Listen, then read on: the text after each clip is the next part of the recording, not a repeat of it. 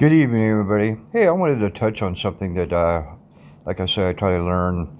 I've been learning so much lately. I've had some major medical issues, so I try to read, catch up on some things that I can share. I got to try to do this one quickly. Back in Malachi, which was the last book of the Old Testament, and then there was 400 years without God writing or letting us know anything and stuff. Back in the day, Malachi, the priests and everything and prophets and all that would wear a little fringe thing around their waist that would, tie around, and then it would dangle down about 3 feet, and stuff. And I forgot the name it was called.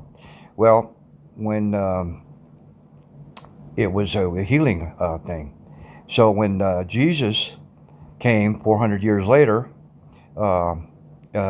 after the 400-year space after Malachi, where there is no connection with God at that time, wore that around his waist.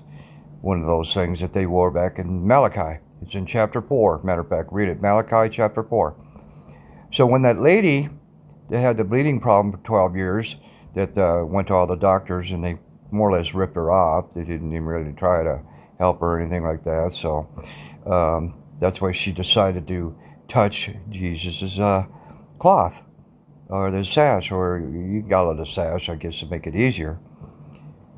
And that's why it healed her.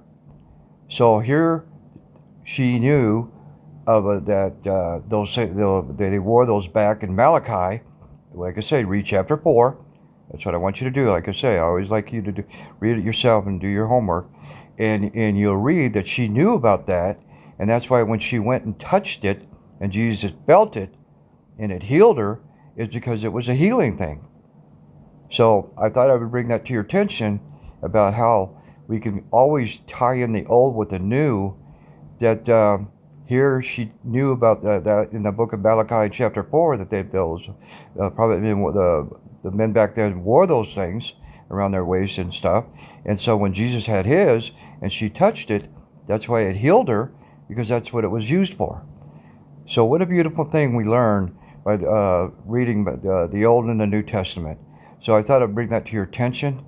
It's a wonderful thing to see how people think the Old Testament doesn't mean anything anymore now that we have the New and the Gospel. It does. They intertwine. The whole Bible needs to be combined together. That's why it's called the whole Holy Bible. The Old and New are together for a reason. God bless. God be with you. God loves you. Good night.